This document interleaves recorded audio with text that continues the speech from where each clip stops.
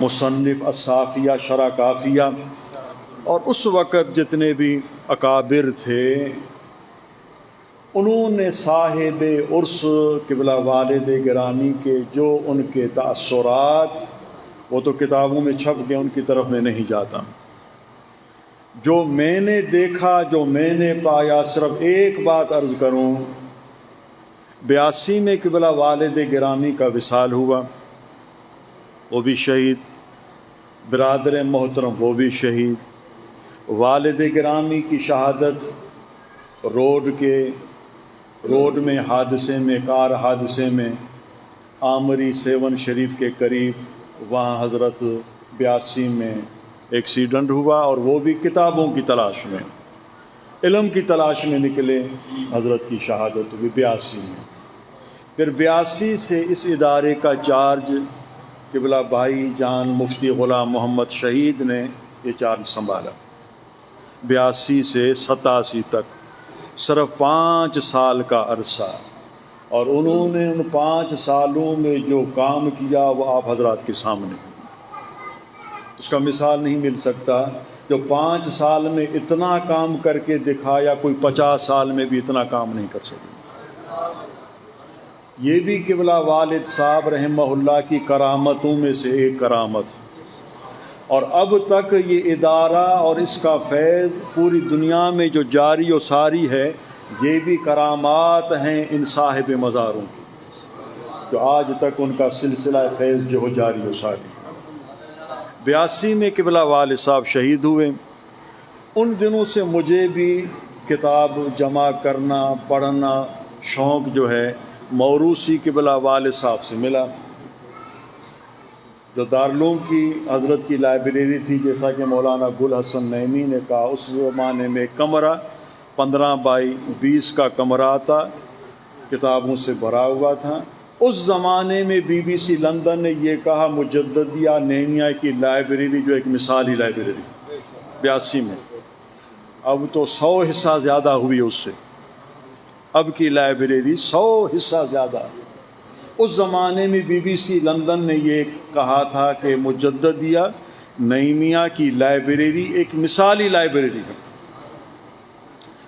جونا market میں عباسی کتب خانہ، مکتبہ عباسی آج بھی موجود ہے،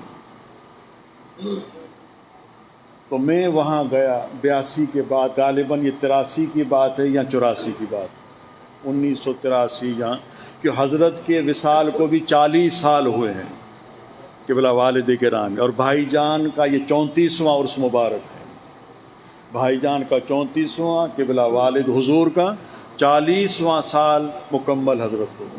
83 یا 84 کی بات ہے، جب میں مکتبہ گیا، وہاں سنن کبریٰ امام بہقی کی کتاب رکھی ہوئی تھی، 10 جلدیں بڑی بڑی۔ آج بھی لائبریری میں جب بھی جاتا ہوں، اور میرے خیال میں دن میں 10 مرتبہ چکر لگاتا ہوں لائبریری میں، اور وہی کتاب جو ہے سنن بہقی، سنن کبریٰ، بالکل میں نے سامنے رکھی ہے، میں نے رکھی بھی اس کو سامنے، دروازہ کھولتے اس پر نظر پڑتی ہے، نکلتے اس پر نظر پڑتی ہے۔ اس کی وجہ کیا ہے؟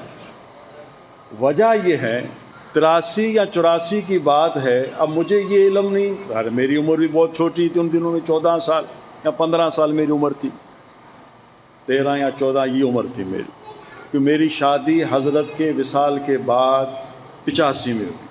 85 میں میری فراغت، سند فراغت ہوئی، 85 میں نے شادی کی، 85 سے میں نے پڑھانا شروع کیا، اور 85 میں ہی مجھے حرمین شریفین کی حاضری نصیب ہوئی۔ اور میں نے یہ نیت کی تھی، زمانے طالب العلم میں پڑھانا تب شروع کروں گا، شادی تب کروں گا جب میں حرمین شریفین حاضر ہو جاؤں، اور الحمدللہ ایک ہی سال میں اللہ رب العالمین نے سب میری خواہشیں پوری کی۔ تو 83 یا 84 کی بات ہے، جب میں مکتبہ گیا تو وہاں یہی سنن کبریٰ امام بہقی، اس زمانے میں 10 بڑی جلدیں کالی والی، آج بھی دارالعلوم میں موجود، کتاب رکھی ہوئی تھی۔ مجھے یہ علم نہیں تھا کہ ہمارے لائبریری میں کوئی یہ کتاب موجود ہے، ظاہر ہے مجھے پتہ نہیں کون سی کتابیں رکھی ہیں، میں سمجھا شاید یہ نئی کتاب آئی ہے، میں نے کہا بھئی یہ کتاب مجھے چاہیے، اس زمانے میں غالباً اس کی قیمت 1200 یا 1500 تھی. پیسے نہیں تھے میرے پاس. بھائی جان سے میں نے عرض کیا, انہوں نے کہا میرے پاس بھی پیسے نہیں, 1000-1500 میرے پاس بھی نہیں. اور اس مکتب والے نے کہا 2 یا 3 دن میں انتظار کروں گا, اس کے بعد کوئی اور خریدنے والا آئے گا میں بیچ دوں گا. میں نے کہا ٹھیک ہے بھائی 3 دن آپ انتظار کریں. 3 دن گزرنے کو پورے ہوئے, نہ بھائی جان کے پاس 1500 پورے ہو سکے, نہ میرے پاس, سے پریشان. اب کل جو ہے چوتھا دن ہے, وہ کتاب بک جائے گی. رات ہوئی, قبلہ والد گرامی رحمہ اللہ خواب میں تشریف فرما, تو مجھے فرمایا کہ چلو لائبریری چلتے ہیں. خواب میں دیکھ رہا ہوں گھر جو لائبریری تھی, آج بھی وہ حضرت کا کمرہ موجود ہے. مجھے ہاتھ میں پیچھے پیچھے حضرت آگے آگے, اور حضرت کی عادت مبارکہ تھی, ٹوپی سر پہ ہوتی, جب چلتے تھے ہاتھ پیچھے یوں باندھ کر نکلتے تھے. چل جیسے دروازہ کھولا, مجھے کہا کہ سنن کبریٰ بہقی ہمارے پاس تو یہ کتاب رکھی ہوئی ہے, جس کتاب کو آپ ڈھونڈ رہے وہ تو اپنے لائبریری میں موجود ہے. بس اتنا کہنا تھا, میری آنکھ کھلی. میں وہاں سے جو لائبریری کی طرف دوڑا, بخدا حضرت نے جہاں اشارہ کر کے فرمائے وہی کتاب اسی جگہ پر رکھی ہوئی تھی.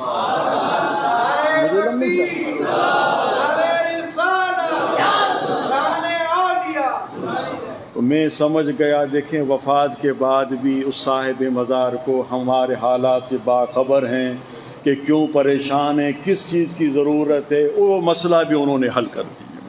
تو یہ ہے تصرف اولیاء اللہ. ویسے بہت ساری کرامات حضرت کی, میں نے صرف ایک حضرت کی کرامات آپ کے سامنے پیش کی. حالات زندگی میں یہ کتابیں چھپ بھی گئی ہیں, اور صاحب عرس رحمہ اللہ ظاہر ہیں, ان کی شہادت اور قبلہ والد صاحب کی شہادت میں بہت بڑا فرق ہے.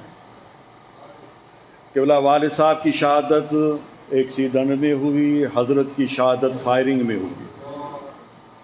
4-5 گولیاں سینے میں لگی. قبلہ مفتی غلام محمد. میں اپنی روایت نہیں سنا رہا, حضرت آغا پیر طریقت آغا پیر اسد اللہ جان سرہندی, جن کے صاحبزادے پیر امان اللہ جان موجود ہیں, ایک مرتبہ مجھے خود تشریف لائے.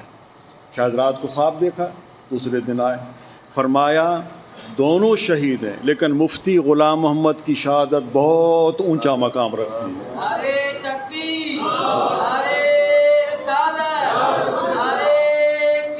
دونوں شہید ہیں, لیکن مفتی غلام محمد کی شہادت آپ کے والد صاحب کی شہادت سے اس کا مقام اونچا ہے.